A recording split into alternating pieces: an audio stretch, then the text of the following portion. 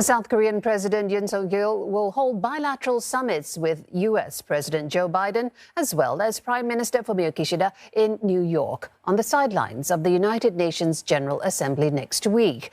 Mr. Yoon's meeting with his Japanese counterpart will mark the first summit between the two countries in nearly 3 years. Seoul and Tokyo have been locked in a protracted row over disputes stemming from Japan's colonial rule of the Korean Peninsula, including forced labor and prostitution.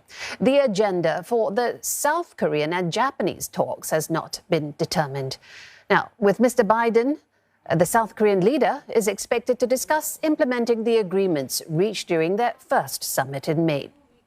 As for the U.S. and Japan, the two allies have agreed to cooperate on research to counter hypersonic weapons. Officials say the joint research will focus on technologies and components necessary to develop missiles that can intercept such weapons. The U.S. and Japan are also working to closely align their security strategies. Defense chiefs from both sides who met at the Pentagon pledged to engage in concrete efforts to bolster the bilateral security alliance where possible. China's coercive actions in the Taiwan Strait and in the waters surrounding Japan are provocative, destabilizing, and unprecedented.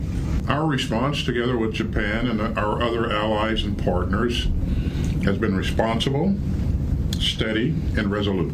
Let me also reaffirm our unwavering commitment to the defense of Japan.